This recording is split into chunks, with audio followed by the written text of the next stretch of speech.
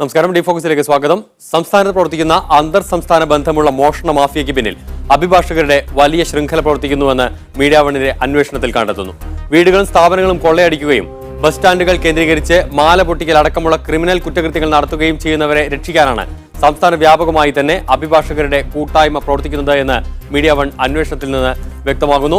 ഈ വിഷയമാണ് D focus ഇന്ന് ചർച്ചയ്ക്കെടുക്കുന്നത്. കുഞ്ഞുമൊയ്തീൻ, റിട്ടയർഡ് DIG, നമ്മോടൊപ്പം കൊച്ചി സ്റ്റുഡിയോയിൽ നേരിട്ട് ഈ ചർച്ചയിൽ ചേരും. അഡ്വക്കേറ്റ് PA പൗരൻ, മനുഷ്യാവകാശ പ്രവർത്തകനും അഭിഭാഷകനുമായ PA പൗരൻ, ഒപ്പം തന്നെ ഈ വാർത്ത റിപ്പോർട്ട് ചെയ്ത ശ്യാംകൃഷ്ണൻ ന്യൂസ് ഡെസ്കിൽ നിന്നും ചേരും. ആദ്യം ഈ റിപ്പോർട്ടിന്റെ വിശദാംശങ്ങളിലേക്ക്. ഇക്കഴിഞ്ഞ ഓഗസ്റ്റ് 13-ന് ഈ കുറ്റിപ്പുറം ബസ് സ്റ്റാൻഡിൽ വെച്ച് ഒരു യാത്രക്കാരിയുടെ സ്വർണ്ണമാല കന്നഡ മാത്രം സംസാരിക്കാൻ അറിയുന്ന 2 സ്ത്രീകൾ പൊട്ടിച്ചോടി. മറ്റ് യാത്രക്കാരും ബസ് ജീവനക്കാരും നാട്ടുകാരും ചേർന്ന് ഇവരെ കയ്യോടെ പിടികൂടി പോലീസിലേൽപ്പിച്ചു. ഇത്തരം സംഭവങ്ങൾ കൂടി വരുന്ന പശ്ചാത്തലത്തിൽ ഈ കേസിന് പിന്നീട് എന്ത് സംഭവിച്ചു? ഞങ്ങൾ അന്വേഷിക്കുന്നു. പോലീസിൽ നിന്നുള്ള വിവരം ഇങ്ങനെ: തൊണ്ടി കണ്ടെത്താനായില്ലെങ്കിലും കേസ് ചാർജ് ചെയ്തു. പക്ഷേ കോടതിയിൽ വെച്ച് പ്രശ്നം ഒത്തുതീർപ്പായി. ഒത്തുതീർപ്പ് നടത്തിയ പരാതിക്കാരിയെ തേടിയായി പിന്നീടുള്ള യാത്ര. നാടോടി സ്ത്രീകളല്ലേ, അപ്പോൾ അവർക്ക് വക്കീലോ നീ എന്നോട് ചോദ്യം ചെയ്യൊന്നും വേണ്ട. ഇത് ഇവിടെ ഇവർക്ക് കണ്ടമാന ആളുകളെ കൊടുന്ന് ഇറക്കിയിട്ടുള്ളതാണ്. അപ്പോൾ അവർക്ക് വേണ്ടിയിട്ടാണ് ഞങ്ങൾ അസോസിയേഷനാണ്, എറണാകുളം കേന്ദ്രീകരിച്ചുള്ള ഒരു വക്കീലന്മാരെ അസോസിയേഷൻ. ഈ ഭാഗത്തുള്ള കേസ് നോക്കുന്നത് ഞങ്ങളാണ്. നഷ്ടപ്പെട്ട മാല തിരിച്ചു കിട്ടില്ലെന്നും പകരം നഷ്ടപരിഹാരം തരാമെന്നും കേസ് പിൻവലിക്കണമെന്നുമായിരുന്നു ആവശ്യം. നമ്മൾ ഏതായാലും 5 പവൻ പോയി, പക്ഷേ കിട്ടുന്നത് പോന്നോട്ടെ എന്ന് വിചാരിച്ചിട്ട് എന്ത് ചെയ്തു, 63,000 രൂപ കേസില്ല, ഞങ്ങൾ ഒത്തുതീർപ്പായി എന്ന് പറഞ്ഞു. മറ്റൊരു കേസിന്റെ കാര്യം പറഞ്ഞ് അതേ അഭിഭാഷകനെ ഞങ്ങളും വിളിച്ചു. ഇന്നലെ വളാങ്കേരിയിൽ നിന്ന് നാടോടികൾ മാല പൊട്ടിച്ചിട്ടുണ്ടേ. അപ്പൊ അവര് കേസ് വന്നിക്കണമെന്ന് അറിയാൻ വേണ്ടിട്ട് അവര് പിടിച്ചിട്ടില്ലല്ലോ അല്ലേ? പിടിച്ചിട്ടില്ല. അവര് പിടിച്ചാലേ വരുള്ളൂ. അപ്പൊ നമുക്ക് അതിന് വേറെ എന്തെങ്കിലും വാങ്ങി കൊടുക്കാനൊന്നും ഒരു വകുപ്പില്ലല്ലേ? അതെ. ഇതിൽ നിന്ന് വ്യക്തമാകുന്നത് മോഷണം നടത്തുന്നവർ ഇതര സംസ്ഥാന ബന്ധമുള്ള വൻ മോഷണ മാഫിയയുടെ കമ്മീഷൻ ഏജന്റുകൾ മാത്രമാണ്. സംസ്ഥാനത്തിന്റെ എവിടെ വെച്ച് പിടിക്കപ്പെട്ടാലും അവരെ രക്ഷപ്പെടുത്തുവാനും നിയമസഹായം നൽകുവാനും ആളുണ്ട്. ക്യാമറ പേഴ്സൺ ഡാറ്റസ് വേലായുധനൊപ്പം ശ്യാംകൃഷ്ണൻ, മീഡിയ വൺ. വലിയ തുക കൈപ്പറ്റിയാണ് അഭിഭാഷകരിലും പോലീസിലുമുള്ളൊരു വിഭാഗം മോഷണ മാഫിയയെ സഹായിക്കുന്നത്. കേസിന് പോയാലുള്ള കാലതാമസവും സങ്കീർണതയും ഓർത്ത് ഒത്തുതീർപ്പിന് വഴങ്ങേണ്ടി വരുന്നതോടെ ഇരകൾക്ക് വലിയ നഷ്ടമാണ് ഉണ്ടാകുന്നത്. തട്ടിപ്പിന് കൂട്ടുനിൽക്കുന്നവർക്കെതിരെ ബാർ കൗൺസിലും സർക്കാരിലും നടപടി എടുക്കാമെന്നാണ് വിദഗ്ധരുടെ അഭിപ്രായം. കുറ്റിപ്പുറത്ത് പരാതിക്കാരിക്ക് നഷ്ടപ്പെട്ടത് 1,15,000 രൂപ വില വരുന്ന 5 പവൻ മാല. ഒത്തുതീർപ്പ് പ്രകാരം കിട്ടിയതാകട്ടെ 63,000 രൂപയും. തൊണ്ടി മുതൽ കിട്ടാത്തതും കേസിന് പുറകെ പോയാലുണ്ടായ ബുദ്ധിമുട്ടുകളെക്കുറിച്ച് അഭിഭാഷകനും പോലീസും ഓർമ്മിപ്പിച്ചതുമാണ് കിട്ടിയ തുകയ്ക്ക് കേസ് ഒത്തുതീർപ്പാക്കുവാൻ പ്രേരണയായത്. 5 പവനല്ലേ പോയത്, 30,000. അപ്പോൾ അത് പോരാ എന്ന് പറഞ്ഞു. പിന്നെ ഞങ്ങൾ അങ്ങോട്ടും ഇങ്ങോട്ട് കുറേ തർക്കിച്ച് കഴിഞ്ഞപ്പോൾ അവർ 63,000 രൂപയിലെത്തി. ധാർമ്മികമായി തെറ്റായ കാര്യം തന്നെയല്ലേ ഇത്തരം കാര്യങ്ങളിൽ ഇടപെടുന്ന അഭിഭാഷകർ ചെയ്യുന്നത്? ഒരു കക്ഷികൾ നിങ്ങൾ തമ്മിൽ സംസാരിച്ച് കാര്യങ്ങൾ ചോദിക്കുക, ഞങ്ങൾക്ക് അതിന്റെ ഷെയറൊന്നും വേണ്ട എന്ന് പറയലാണ് രഘുവാക്ഷൻ ചെയ്യേണ്ടത്. പോലീസ് സ്റ്റേഷനിൽ ഇതേമാതിരി ഒരു കേസ് റിപ്പോർട്ട് ചെയ്ത് കഴിഞ്ഞാൽ അത് അവർക്ക് കോംപ്രമൈസ് ആക്കാനോ പഞ്ചായത്താക്കാനോ പൈസ മാറ്റി കൊടുക്കാനൊന്നും യാതൊരു അധികാരമില്ല. നിങ്ങൾ വക്കീലിനടുത്ത് പോയിട്ട് കോംപ്രമൈസ് ആക്കിക്കൊണ്ട് പറഞ്ഞു വിടാനും പാടില്ല. അതും അവരുടെ സ്വഭാവ ദൂഷ്യത്തിൽ തന്നെ പെടും. സംസ്ഥാനത്തുടനീളം ചെറുതും വലുതുമായ മോഷണത്തിന് നിയോഗിക്കപ്പെട്ട ഈ സംഘത്തിന്റെ പുറകിലാരാണ്? ഇത്തരം കാര്യങ്ങളെക്കുറിച്ച് എല്ലാം അറിഞ്ഞിട്ടും പോലീസും കണ്ണടയ്ക്കുകയാണ്. News desk, Media One. Retired DIG Shri Kunhimoideen, advocate PA Pouran എന്നിവർ ടെലിഫോൺ ലൈനിൽ ചേരുന്നു. ഒപ്പം ശ്യാംകൃഷ്ണൻ ന്യൂസ് ഡെസ്കിൽ നിന്ന് വാർത്തയുടെ വിശദാംശങ്ങൾ നൽകാൻ നമ്മളൊപ്പം ചേരുകയും ചെയ്യുന്നു. ആദ്യം ശ്രീ PA പൗരൻ, ഇക്കാര്യത്തിൽ വക്കീലന്മാരുടെ ധാർമ്മികത അത് ചോദ്യം ചെയ്യപ്പെടേണ്ട സാഹചര്യം എങ്ങനെയാണ്? ഇത്തരം കേസുകൾ ഏത് രീതിയിലാണ് അഭിഭാഷകർ കൈകാര്യം ചെയ്യേണ്ടത്?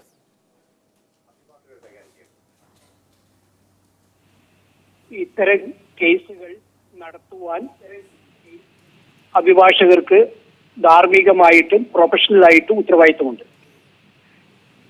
അത് അവർ നിറവേറ്റുക തന്നെ വേണം.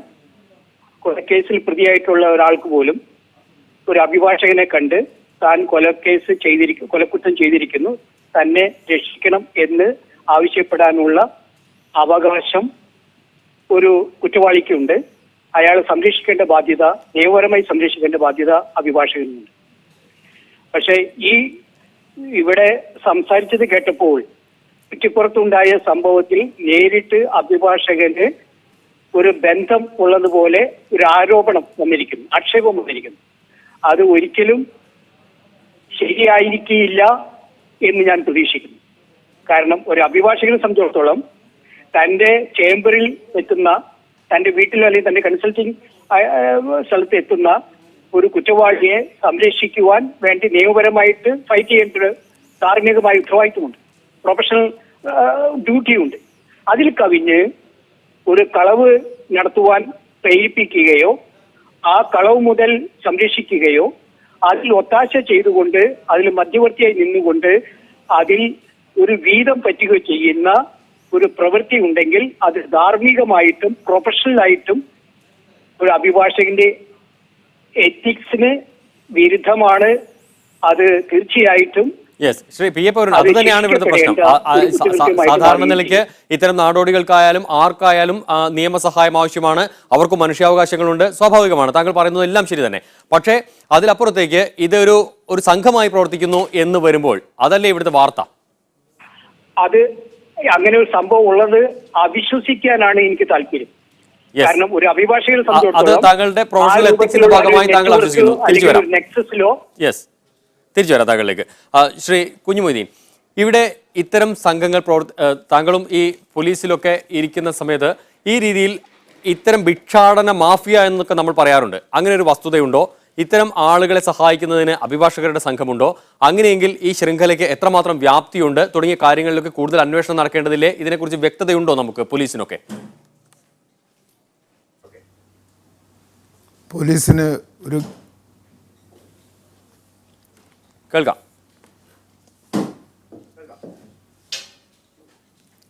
അവസാന ഭാഗം കേൾക്കാനൊത്തില്ല, പക്ഷേ ഞാൻ കേട്ടിടത്തോളം ഉള്ള കാര്യത്തിന് ഞാൻ മറുപടി പറയാം. ഈ രീതിയിൽ അഭിഭാഷകർ ക്യാൻവാസ് ചെയ്യുന്നു എന്നുള്ള പരാതി പോലീസുകാരുടെ ഇടയിലും അന്വേഷണ സംഘത്തിൻ്റെ ഇടയിലും ഒരു കാലഘട്ടത്തിലൊക്കെ ഉദിച്ചുയർന്ന് വന്നിട്ടുണ്ട്. പക്ഷേ അതൊരു വ്യാപകമായ തോതിൽ ഒരു ഗ്യാങ്ങായിട്ട് ഒരു മാഫിയയുടെ ഭാഗമായി അതിൻ്റെ ഒരു കണ്ണിയായി അഭിഭാഷകർ പ്രവർത്തിക്കുന്നു എന്ന് പറയുന്നത് ശരിയല്ല.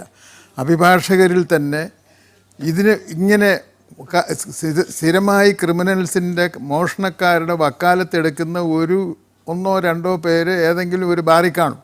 അങ്ങനെയുള്ളവരെക്കുറിച്ച് ജയിലിൽ ചെല്ലുമ്പോൾ റിമാൻഡിൽ കിടക്കുന്ന സമാന സ്വഭാവമുള്ള മോഷണ കേസിൽ അല്ലെങ്കിൽ ഭവനഭേദന കേസിലുള്ള പ്രതികൾ അവരുടെ ഒരു ചെയിനുണ്ട്, അവർ അതിന് ഇന്നാരെ പോയി കണ്ടാൽ മതി, അതിനകത്ത് അതിൻ്റെ സൗകര്യങ്ങളൊക്കെ അദ്ദേഹം ചെയ്തു തരും എന്ന് പറഞ്ഞ് പ്രവർത്തിക്കുന്ന ഒരു ഗ്യാങ് ഈ ക്രിമിനൽസിനിടയിലുണ്ട്. ചില ക്രിമിനൽസ് ഇതിനകത്ത് ഭാഗഭാക്കാകുകയില്ല. അവർക്ക് ജാമ്യം എടുത്തു കൊടുക്കുക, വക്കീലിന് ഇടപാട് ചെയ്ത് കൊടുക്കുക, മോഷണം മുതൽ റിക്കവറി ചെയ്താൽ അതിൻ്റെ ഭാഗത്തു നിന്നുള്ള കുറേ അവകാശങ്ങൾ അല്ലെങ്കിൽ വീതം പറ്റുക, ഇങ്ങനെയുള്ള കുറേ ക്രിമിനൽസ് ഉണ്ട്. ആ ക്രിമിനൽസും ആയിട്ട് ഐഡൻറ്റിഫൈ ചെയ്യുന്ന പതിവായിട്ട് ക്രിമിനൽസിന് വേണ്ടി കോടതി വരുന്ന ആളുകളെക്കുറിച്ച് കോടതിക്കും അറിയാം. പക്ഷേ നിയമപ്രകാരം കുറ്റം ശരിയായിട്ട് തെളിയിക്കാനുള്ള ബാധ്യത APPമാർക്കാണ് ഉള്ളത്. വക്കീലന്മാർക്ക് എങ്ങനെയെങ്കിലും അല്ലെങ്കിൽ അഭിഭാഷകന് വക്കാലത്ത് കിട്ടിക്കഴിഞ്ഞാൽ തൻ്റെ കക്ഷിയെ രക്ഷിക്കുക എന്നുള്ള ഒരു ചുമതല വലിയ ബാധ്യതയാണ്. അതുപോലെ ഈ APP ആണ് മജിസ്ട്രേറ്റ് കോടതിയിൽ. ആദ്യം ഈ വലിയ കോടതികളിലൊന്നും മോഷണ കേസിന്റെ അതിലേക്ക് വരാം. അതിലപ്പുറത്തേക്ക് താങ്കൾ പറഞ്ഞതുപോലെ തന്നെ ഇവരുടെ ശൃംഖലയുണ്ട്, ഇവരെ സഹായിക്കാൻ ആളുണ്ട്. അങ്ങനെ വരുമ്പോൾ ഇന്നയാൾ സഹായിക്കും എന്ന് പറഞ്ഞ് ഏർപ്പാട് ചെയ്ത് കൊടുക്കണമെങ്കിൽ അതിനും ഒരു സ്ഥിരം അഭിഭാഷക ശൃംഖലയും ഉണ്ട് എന്നല്ലേ അതിന് അർത്ഥമാക്കേണ്ടത്? മാത്രവുമല്ല നമ്മുടെ ടെലിഫോണിൽ സംസാരിച്ച ആൾ അത് തന്നെയാണ് പറയുന്നത്.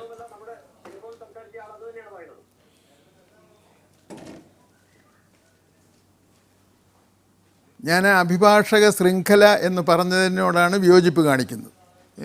നമ്മൾ തമ്മിലുള്ള തിരിച്ചു വരാം. ശ്യാംകൃഷ്ണൻ കൂടിയുണ്ട് നമ്മോടൊപ്പം. ശ്യാംകൃഷ്ണൻ, എങ്ങനെയാണ് ഇത് പ്രവർത്തിക്കുന്നത്? ഒരു കേസ് എടുക്കുക അല്ലെങ്കിൽ ഒരു കേസിൽ പ്രതിയായ ആളിനെ രക്ഷിച്ചെടുക്കുക എന്നതൊക്കെ ഒരു വക്കീലിന്റെ കാര്യമാണ്. പക്ഷേ ശ്രീ പി എ പൗരൻ ചൂണ്ടിക്കാണിച്ചതുപോലെ തന്നെ ഈ രീതിയിലാണ് ഇക്കാര്യങ്ങളെങ്കിൽ അത് അങ്ങനെ അല്ല എന്ന് വിശ്വസിക്കാനാണ് അഭിഭാഷകനായ അദ്ദേഹത്തിന് താല്പര്യം. പക്ഷേ അങ്ങനെ ആണ് എന്ന് വിശ്വസിക്കാനുള്ള തെളിവുകൾ നമ്മുടെ കയ്യിലില്ലേ? പ്രസാദ്, തീർച്ചയായും വളരെ നിസ്സാരമെന്ന് തോന്നുന്ന, ഒറ്റപ്പെട്ടതെന്ന് തോന്നുന്ന ഇത്തരം മാല പൊട്ടിക്കൽ പോലുള്ള സംഗതികൾക്ക് വലിയൊരു സംഘടിത മാഫിയയുടെ പിൻബലമുണ്ട്, അവർക്ക് നിയമത്തിൻ്റെ പിൻബലമുണ്ട് എന്ന് സ്ഥാപിക്കുന്നത് കൂടിയാണ് നമ്മൾ കണ്ടെത്തിയ ഈ വാർത്ത. നമുക്കറിയാം, ഈ സമീപ സമയത്ത് ഒരു ദിവസം പോലും ഈ മാല പൊട്ടിക്കൽ പോലുള്ള വാർത്തകൾ വരാതെ പത്രങ്ങളൊന്നും പുറത്തിറങ്ങുന്നില്ല. എന്നാൽ ഈ കേസുകൾക്കൊക്കെ പിന്നീട് എന്ത് സംഭവിക്കുന്നു? ഇവിടെ വളരെ വിചിത്രമായൊരു കാര്യം, അത്തരത്തിൽ ആരും സഹായിക്കാനില്ല എന്ന് കരുതുന്ന നാടോടികളായ, കാഴ്ചയിൽ തന്നെ നാടോടികളായ ഒരു സംഘം ആളുകൾക്ക് വേണ്ടിയാണ് വളരെ പെട്ടെന്ന് കേരളത്തിലെ പ്രമുഖരായ ചില അഭിഭാഷകർ രംഗത്തെത്തുന്നത്. ഇവരുമായി മറ്റൊരു കേസിൻ്റെ കാര്യത്തിൽ നമ്മൾ ബന്ധപ്പെടുമ്പോൾ പറയുന്നത് ഒരുപാട് വക്കീലന്മാരുണ്ട്, ഇത്തരത്തിൽ മോഷണത്തിൽപ്പെട്ട ആളുകൾ ആരെയാണ് സമീപിക്കുക എന്നറിയില്ല. ഈ ഒരു പ്രത്യേക മേഖലയിൽ, എറണാകുളത്തിൽ നിന്നും എടപ്പാളിനും ഇടയിലുള്ള ഈ ഒരു പ്രത്യേക മേഖലയിലാണ് ഞങ്ങളെ ചുമതലപ്പെടുത്തിയിട്ടുള്ളത് എന്ന് പറയുന്നത് ഒരു വക്കീൽ തന്നെയാണ്. അഥവാ അഭിഭാഷകരുടെ എത്തിക്സിനെതിരായിട്ടല്ല നമ്മൾ ഈ വാർത്ത ചെയ്യുന്നത്, മറിച്ച് ഒരു സംഘടിത മാഫിയയുടെ അവരെ പിൻപറ്റി നിൽക്കുന്ന, അവർക്ക് നിയമസഹായം നൽകുന്ന ഒരു വിഭാഗമായി, പ്രത്യേകിച്ച് ഈ മാലമോഷണത്തിനൊക്കെ ഇരകളാകുന്നത് വളരെ സാധാരണക്കാരായ ആളുകളാണ്. ഇവരിൽ നിന്ന് വിലപേശിയാണ് പിന്നീട് തൊണ്ടി മുതൽ കിട്ടുന്നില്ല നമ്മൾ ഈ വാർത്തയിൽ കാണിച്ചതിൽ മറ്റെല്ലാ കാര്യങ്ങളും വരുന്നുണ്ട്. അപ്പോൾ ഈ തരത്തിൽ വളരെ സാധാരണക്കാരായ ആളുകൾ ഇരകളാകുന്ന ഈ ഒരു പ്രശ്നത്തിൽ ഈ മാഫിയോടൊപ്പം നിൽക്കാൻ വക്കീലന്മാരുണ്ടാകുന്നു എന്നുള്ളതാണ് നമ്മൾ ഈ വാർത്തയിലൂടെ പുറത്തു കൊണ്ടുവരാൻ. വളരെ പെട്ടെന്ന് തിരിച്ചെത്താം. ശ്രീ കുഞ്ഞുമൊയ്തീൻ, ശ്രീ പി എ പൗരൻ, വളരെ പെട്ടെന്ന് ഒരു ഇടവേളയ്ക്ക് ശേഷം തിരിച്ചു വരാം. ടി ഫോക്കസ് വരുന്നു. Shri Kunhimoideen, advocate P A പൗരൻ എന്നിവർ ചേരുന്നു. ശ്രീ പി എ പൗരൻ, താങ്കൾ നേരത്തെ പറഞ്ഞതുപോലെ ആർക്കും, ഏതൊരു പൗരനും നിയമസഹായം ലഭ്യമാകാനുള്ള അവകാശമുണ്ട്. പക്ഷേ അഭിഭാഷകർക്ക് അക്കാര്യത്തിൽ നിയമസഹായം നൽകാനുള്ള ബാധ്യതയുമുണ്ട്. പക്ഷേ ഈ കേസിൽ അങ്ങനെയല്ലല്ലോ. ഇവിടെ ധാർമ്മികത ചോദ്യം ചെയ്യപ്പെടേണ്ടത് തന്നെയാണ്. ഇതെങ്ങനെയാണ് ഈ അധാർമികമായ പ്രവൃത്തിയെ ന്യായീകരിക്കുക? ഇവിടെ അധാർമികമായ എന്തെങ്കിലും പ്രവൃത്തി ഉള്ളതായിട്ട് അല്ലെങ്കിൽ ഉണ്ടായതായിട്ട് എനിക്ക് തോന്നുന്നില്ല. സ്വാഭാവികമായിട്ടും ഇത്തരമൊരു സംഭവം ഉണ്ടായിക്കഴിഞ്ഞാൽ അതിലെ പ്രതികൾ അല്ലെങ്കിൽ പ്രതികളെ സഹായിക്കുന്നവർ, അത് ചിലപ്പോൾ മാഫിയ ഗ്രൂപ്പ് ഉണ്ടാവും, ഗ്യാങ് തന്നെ ഉണ്ടാകും. ശ്രീ കുഞ്ഞുമൊയ്തീൻ സാഹിബ് പറഞ്ഞതുപോലെ ഗ്യാങ് തന്നെ ഉണ്ടാവും. അവരെ ആരെങ്കിലും വക്കീലിനെ ചെന്ന് കണ്ടിട്ടുണ്ടാവും. വക്കീല് കാണുന്ന സമയത്ത് വക്കീലിനെ കണ്ട് ജാമ്യാപേക്ഷ കൊടുക്കുന്നതിന് മുമ്പ് തന്നെ ഈ കളവ് മുതൽ ഒരു പക്ഷേ ഉരുക്കി ഏതെങ്കിലും സ്വർണ്ണ വ്യാപാരിയോ അല്ലെങ്കിൽ സ്വർണ്ണ പണിക്കാരനോ അതിനെ ഉരുക്കി ഇമ്പോർട്ട് ആക്കിയിട്ടുണ്ടോ? അങ്ങനെ ആക്കുമ്പോൾ സ്വാഭാവികമായിട്ടും ഇത് തെളിയിക്കാൻ തന്നെ കുറച്ച് ബുദ്ധിമുട്ടുണ്ടാകും. ഈ സ്ത്രീയുടെ കളഞ്ഞുപോയ മുതൽ ഇത് തന്നെയാണെന്ന് തെളിയിക്കാൻ തന്നെ പ്രോസിക്യൂഷന് ബുദ്ധിമുട്ടുണ്ടാവും. ഈ സാഹചര്യങ്ങളെല്ലാം കണക്കിലെടുത്തുകൊണ്ടായിരിക്കും ആരെങ്കിലും ഈ കാര്യത്തിൽ മധ്യസ്ഥ സംസാരത്തിന് വേണ്ടിയിട്ട് അഭിഭാഷകനെ സമീപിക്കുന്നത്. സ്വാഭാവികമായും ഒരു അഭിഭാഷകന് കേസ് നടത്തി ആ കേസ് വിജയിപ്പിക്കുകയോ പരാജയപ്പെടുത്തുന്നതിനേക്കാൾ അഭികാമ്യമായിട്ടുള്ളത് ആ കേസ് ഒത്തുതീർപ്പാക്കി കൊടുക്കുക എന്നുള്ളതാണ്. അത് മഹാത്മാഗാന്ധിയുടെ കാലം മുതൽ തന്നെ അദ്ദേഹം അത് സംസാരിച്ചിട്ടുണ്ട്. ഇന്നിപ്പോൾ കോടതികളിൽ വരെ മീഡിയേഷൻ സെന്റർ എന്ന് പറഞ്ഞ് ഒരു സബ് ജഡ്ജിന്റെ കീഴിൽ വലിയൊരു സംഘം തന്നെ മീഡിയേഷന് വേണ്ടിയിട്ട് തയ്യാറെടുത്തുകൊണ്ടിരിക്കുന്ന ഒരു ശ്രീ പി എ പൗരൻ, 1 ലക്ഷത്തിന്റെ മാല നഷ്ടമായാൽ 60,000 രൂപ പകരം നൽകാൻ തയ്യാറുണ്ട് ഈ സംഘം. അല്ല, അപ്പോൾ അതിന്റെ സ്വർണം എവിടെയാന്നുള്ള കാര്യം കൂടി മനസ്സിലാക്കണം. സ്വർണം ഉരുക്കി ഇൻപോർട്ട് ആയിട്ടുണ്ടോ, അല്ലെങ്കിൽ ഏതെങ്കിലും സ്വർണ്ണക്കടക്കാരൻ അത് വാങ്ങിയിട്ടുണ്ടോ, അല്ലെങ്കിൽ സ്വർണ്ണ വ്യാപാരി അത് വേറെ തരത്തിൽ മാറ്റിയിട്ടുണ്ടോ? അപ്പോൾ സ്വർണ്ണ വ്യാപാരി കൂടി ഉൾപ്പെടുന്ന ഒരു കേസ് ആയതുകൊണ്ട് ചിലപ്പോൾ സ്വർണ്ണ വ്യാപാരി തന്നെ മുൻകൈയെടുത്ത് അഭിഭാഷകനെ കൊണ്ട് ഇത് സെറ്റിൽ ചെയ്യിപ്പിക്കാൻ ശ്രമിച്ചിട്ടുണ്ടാവും. അതിനകത്ത് അഭിഭാഷകന് കുറ്റം പറയുന്ന ഒരു രീതി, സമീപനം ശരിയല്ല എന്നുള്ളതാണ് എനിക്ക് തോന്നുന്നത്. അല്ല, ഈ അഭിഭാഷകരെ മാത്രമായി കുറ്റം പറയുകയല്ല, അല്ലെങ്കിൽ അഭിഭാഷകരെ അന്നടങ്കം ആക്ഷേപിക്കുകയുമല്ല. പക്ഷേ ഈ ശൃംഖലയിൽ അവർ കണ്ണിയാകുന്നു എന്നതാണ്. ഒരിക്കലും ഉണ്ടാവില്ല. അത് തെറ്റിദ്ധാരണയുടെ ഫലമായിട്ടായിരിക്കണം. അങ്ങനെ ഉണ്ടാവാതിരിക്കട്ടെ എന്ന് ഞാൻ വിശ്വസിക്കുന്നു, ആഗ്രഹിക്കുന്നു. ഏതെങ്കിലും ചിലപ്പോൾ ജൂനിയർമാർ, തുടക്കക്കാര്, ഈ പ്രൊഫഷനിൽ വരുന്ന തുടക്കക്കാർക്ക് അറിവില്ലായ്മ കൊണ്ട് ചിലപ്പോൾ ഈ കാര്യത്തിൽ ഒരു ഓവർ ആൻസൈറ്റി കൊണ്ട് ഈ പ്രതിയെ സഹായിക്കാൻ വേണ്ടി അങ്ങനെ ഒരു മധ്യസ്ഥ സംസാരം നടത്തിയിട്ടുണ്ടെങ്കിൽ തീർച്ചയായിട്ടും അത് തെറ്റാണ്. അവർ അതിനെപ്പറ്റി കാര്യങ്ങൾ കൂടുതൽ മനസ്സിലാക്കുമ്പോൾ അതിന് പിന്തിരിയുകയും വളരെ സ്ട്രെയിറ്റ് ആയിട്ട് തന്നെ നിയമ പരിരക്ഷ കൊടുക്കുന്ന ഒരു അഭിഭാഷകനായിട്ട് രൂപാന്തരപ്പെടുകയും ചെയ്യും എന്ന കാര്യത്തിൽ സംശയമില്ല. ഇത് ധാരണ പെശകിന്റെ അടിസ്ഥാനത്തിലാണ് ഈ രൂപത്തിൽ അഭിഭാഷകര് ഇതിനകത്ത് കണ്ണിയാകുന്നു എന്നുള്ള രൂപത്തിൽ ഒരു ധാരണ മാധ്യമപ്രവർത്തകർ വച്ചു പുലർത്തുന്നത് എന്ന് എനിക്ക് തോന്നുന്നു.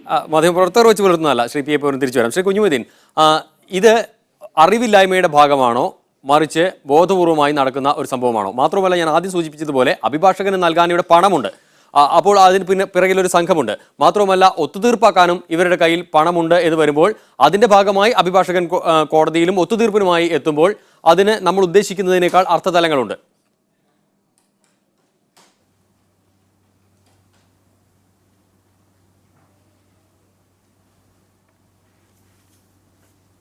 കേൾക്കാമോ ശ്രീ കുഞ്ഞുമതി? ഇപ്പം ലാസ്റ്റ് ഭാഗം കേട്ടില്ല. പക്ഷെ ഒരു കാര്യമുള്ളത്, പ്രൊഫഷണൽ മിസ്കോണ്ടക്റ്റ് എല്ലാ പ്രൊഫഷണൽസിലും ഉള്ളതുപോലെ ഏതെങ്കിലും ഒരു ചെറിയ ശതമാനം ഈ മാഫിയയുടെ കണ്ണിയിൽ പെടാതിരിക്കട്ടെ എന്നുള്ള ആഗ്രഹമാണ് എനിക്കും മിസ്റ്റർ പൗരനും ഉള്ളത് സത്യത്തിൽ. പക്ഷേ ഇത് അവിടെ കൊണ്ട് അവസാനിക്കുന്നില്ല. ഇതിന് വളവും വെള്ളവും നൽകുന്നത് നമ്മുടെ സമൂഹമാണ്. ഈ കോടതിയിൽ വരുന്ന കാലതാമസം, പോകുന്ന സാധനം ഉരുക്കി കൺവേർട്ട് ചെയ്യുന്ന സ്വർണ്ണക്കടക്കാരൻ, ഇതെല്ലാം ഒരു ചെയിനാണ്. അത് അറിയാം, പോലീസുകാർക്കും അറിയാം, ക്രിമിനൽസിനറിയാം, അഡ്വക്കേറ്റ്സിനും അറിയാം. ഈ മോഷണം മുതൽ സ്വർണത്തിൻ്റെ മോഷണം ആണെങ്കിൽ അത് ഇന്ന കടയിൽ കൊണ്ട് കൊടുത്താൽ അത്, അല്ലെങ്കിൽ ഇന്ന ആളെ ഏൽപ്പിച്ചാൽ അത് ശരിയാകും എന്നുള്ളൊരു ധാരണ ചില സ്ഥലങ്ങളിൽ ചില കോടതി പരിസരത്തുണ്ട് എന്നുള്ളതൊരു സത്യമാണ്. പക്ഷേ അതിനകത്ത് അഡ്വക്കേറ്റ്സ് അറിഞ്ഞുകൊണ്ട് ഇൻവോൾവ് ആകുന്നു എന്നുള്ള അഭിപ്രായത്തോട് യോജിക്കാനായിട്ടൊരു ബുദ്ധിമുട്ടുണ്ട്. അത് ശരിയാണെന്ന് എനിക്ക് തോന്നുന്നില്ല. പക്ഷേ ഈ പറഞ്ഞ റിസർച്ച് ഓറിയൻറ്റഡ് ആയിട്ടുള്ള മാധ്യമ പ്രവർത്തനം നടത്തി അങ്ങനെയുള്ള ആളുകളെ പച്ചയ്ക്ക് വെളിപ്പെടുത്തുന്നതായിരിക്കും ശരിയെന്നുള്ളതാണ് എനിക്ക് അഭിപ്രായം. അല്ലാതെ ഇതൊരു സ്ഥിരമായ സംവിധാനം, സ്ഥിരമായ ഒരു വിഭാഗം അഡ്വക്കേറ്റ്സ് ഇതിനു വേണ്ടി ഉണ്ട് എന്നുള്ള ധാരണ വെച്ച് പുലർത്തുന്നത് ശരിയല്ല എന്നുള്ളതാണ്. എല്ലാ പ്രൊഫഷണൽസിലും സത്യസന്ധമായി കാശ് മേടിക്കാത്ത പ്രൊഫഷണൽ, ഞാൻ വീണ്ടും ആവർത്തിക്കുന്നു, ഒന്നടങ്കം ആക്ഷേപിക്കുകയല്ല, പക്ഷേ ഒരു സംഘം ഇതിനോടൊപ്പം ഉണ്ട് എന്നതിന്റെ തെളിവുകളാണ് ഞങ്ങൾ നിരത്തുന്നത്. വളരെ പെട്ടെന്ന് തിരിച്ചെത്താം ഇടവേളയ്ക്ക് ശേഷം. ഡിഫോക്കസ് തുറന്നു. ആദ്യം ശ്യാംകൃഷ്ണനിലേക്ക്. ശ്യാം, ഇവിടെ നീതി നിഷേധിക്കപ്പെടുന്നത് സാധാരണക്കാരായ ആളുകൾക്കാണ്. പ്രത്യേകിച്ച് ബസ്സിലൊക്കെ യാത്ര ചെയ്യുന്ന വളരെ സാധാരണക്കാരായ സ്ത്രീകളാണ് ഈ രീതിയിൽ മോഷണത്തിന് ഇരയാകുന്നതും ഈ രീതിയിലുള്ള കോംപ്രമൈസിനൊക്കെ വിധേയരാകേണ്ടി വരുന്നതും. ഈ അർത്ഥത്തിൽ നമ്മുടെ വാർത്ത അഭിഭാഷകർക്കെതിരല്ല എന്ന് വീണ്ടും ആവർത്തിച്ച് പറയേണ്ടി വരുന്നു. അതുമാത്രവുമല്ല, എങ്ങനെയാണ് ഈ മാഫിയ പ്രവർത്തിക്കുന്നത് എന്നതിൻ്റെ വ്യക്തതയല്ലേ നമുക്ക് വേണ്ടത്? പ്രസാദ്, തീർച്ചയായും നിയമത്തിൻ്റെ സങ്കീർണത, കാലതാമസം, ഇത് രണ്ടും മുന്നോട്ട് വെച്ചുകൊണ്ടാണ് ഇത്തരം കേസുകൾ ഒത്തുതീർപ്പാക്കുന്നത്. ഈ കാര്യത്തിൽ തന്നെയാണ് നമ്മൾ സാധാരണക്കാരായ ആളുകളോട്, അവരാണ് നമ്മുടെ മുന്നിലുള്ളത്, അവരോട് നമ്മൾ വ്യക്തത വരുത്താൻ ശ്രമിക്കുന്നതും ഇത് തന്നെയാണ്. ഇത് ഒരൊറ്റപ്പെട്ട സംഭവമല്ല. മാല പൊട്ടിക്കുന്നു എന്നെല്ലാം പറയുന്നത് വളരെ നിസ്സാരമായ മോഷണമല്ല, മറിച്ച് വലിയ നിയമത്തിൻ്റെ പിൻബലമുള്ള സംഘടിതമായ ഒരു മാഫിയ പ്രവർത്തനമാണ് എന്ന് സ്ഥാപിക്കൽ മാത്രമാണ്, അല്ലെങ്കിൽ അതിൻ്റെ ഒരു അന്വേഷണമാണ് നമ്മൾ നടത്തിയത്.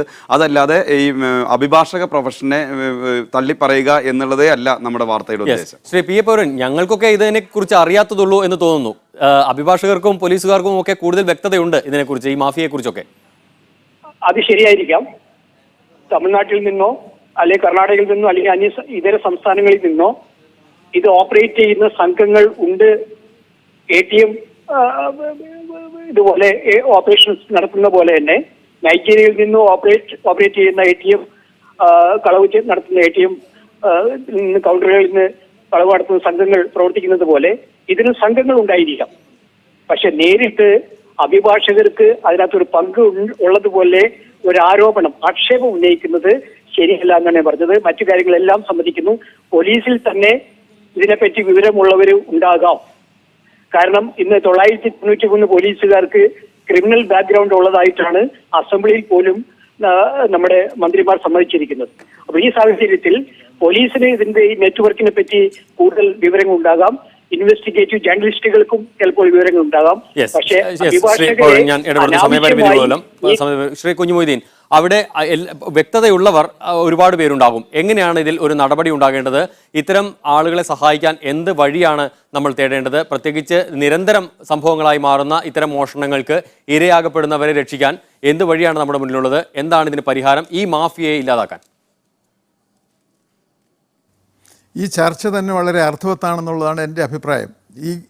ഇതുപോലെ ഇവിടെ മാത്രമല്ല, കുന്നംകുളത്തിനും എറണാകുളത്തിനും ഇടയ്ക്കുള്ള സ്ഥലം, കേരളം മുഴുവൻ ഇങ്ങനെയുള്ള ഒരു ചെയിൻ ഓഫ് മിസ്കോണ്ടക്റ്റ് നടക്കുന്നു എന്നുള്ളൊരു സത്യമാണ്. അതിനകത്ത് അഭിഭാഷകരോ അല്ലെങ്കിൽ ഈ സ്വർണ്ണക്കടക്കാരോ അതുമല്ല അതിൻ്റെ മീഡിയേഷൻ നടത്തുന്നവരല്ല. ഈ സബ്ജക്റ്റ് തിരഞ്ഞെടുത്തത് വളരെ ഒരു ഡിസ്കഷന് കൊണ്ടുവന്നത് തന്നെ വളരെ അർത്ഥവത്തായിട്ടുള്ള സന്ദർഭത്തിലാണ്. ഇനിയുള്ള കാലഘട്ടം നമ്മുടെ ഇത് സീസണലായിട്ടുള്ള ആഘോഷങ്ങൾ നടക്കുന്ന ആൾക്കൂട്ടം ഉണ്ടാക്കുന്ന മാസങ്ങളാണ് വരാൻ പോകുന്നത്. അവിടെയെല്ലാം ഈ തമിഴ്നാട്ടിൽ നിന്നും ക്രിമിനൽ ഗാങ്സ് മാഫിയകൾ നിരന്തരമായിട്ട് വരുന്നുണ്ട്. അവർ സംഭവങ്ങൾ നടത്തിക്കൊണ്ടിരിക്കുന്നുണ്ട്. അതിനകത്ത് എല്ലാവരും അതിനകത്ത് ഭാഗഭാക്കുകളാണ് എന്ന് തന്നെയാണ് എൻ്റെ അഭിപ്രായം. അതിൻ്റെ ഒരു ഭാഗമായി ഒരു പക്ഷേ അറിയപ്പെടുന്ന ക്രിമിനൽസുമായിട്ട് ബന്ധമുള്ള അഡ്വക്കേറ്റ്സിൻ്റെ പേര് ആ ബാറിൽ തന്നെ അറിയാവുന്നവർക്കുണ്ട്. ആ കോടതിയിൽ ഇടപെടുന്നവർക്കറിയാം, ക്ലാർക്കുമാർക്കറിയാം. ഇന്നാരുടെ അടുത്തോട്ട് പോയാൽ മതി, ഇന്നാരത് കൈകാര്യം ചെയ്ത് തരും. പോലീസ് ഓഫീസർ എന്നുള്ള നിലയിലും അഭിഭാഷകൻ എന്നുള്ള നിലയിലും ഇതൊരു സത്യമായി അവശേഷിക്കുന്നു. ഈ മീഡിയ ഈ സബ്ജക്റ്റ് തിരഞ്ഞെടുക്കുന്നത് വളരെ അർത്ഥവത്താണ്. ഇനി വരാനുള്ള കാലഘട്ടത്തിൽ ആദ്യം അഭിഭാഷകർക്ക് വേണ്ടി വാദിച്ച ശ്രീ കുഞ്ഞുമൊയ്തീൻ തന്നെയാണ് പറയുന്നത്. ശരിയായിരിക്കാം അദ്ദേഹം പറയുന്നതിൽ ലാസ്റ്റ് പാർട്ട് കുറെ ശരിയായിരിക്കാം. ചിലപ്പോൾ അഭിഭാഷകർ അവരുടെ ഡ്യൂട്ടിയുടെ ഭാഗമായി പ്രൊഫഷണൽ എത്തിക്സിൽ നിന്നുകൊണ്ട് തന്നെ അവരെ സംരക്ഷിക്കാൻ വേണ്ടി ജാമ്യം എടുക്കും, അവർക്ക് വേണ്ടി ഡിഫെൻഡ് ചെയ്യുന്നുണ്ടാവും, ഈ കാര്യങ്ങളൊക്കെ ചെയ്യുന്നുണ്ടാവും. പക്ഷേ അത് വിട്ടിട്ടുള്ള ഒരു പ്രവർത്തനം അവരുടെ ഭാഗത്ത് നിന്ന് ഉണ്ടെന്നുള്ള രൂപത്തിലുള്ള ഒരു വ്യാഖ്യാനം അരുത് എന്ന് മാത്രമേ ഞാൻ പറഞ്ഞുള്ളൂ. എത്തിക്സ് വളരെ പ്രധാനമാണ്. ശ്രീ പി എ പൗരൻ, വളരെയധികം നന്ദി. ശ്രീ പി എ പൗരൻ, ശ്രീ കുഞ്ഞുമൊയ്തീൻ ഞങ്ങളോട് ഈ ചർച്ചയിൽ പങ്കെടുത്തതിന്. ഡിഫോക്കസ് ഇവിടെ പൂർണ്ണമാവുന്നു. ഇനി ഷോ മുഴുവൻ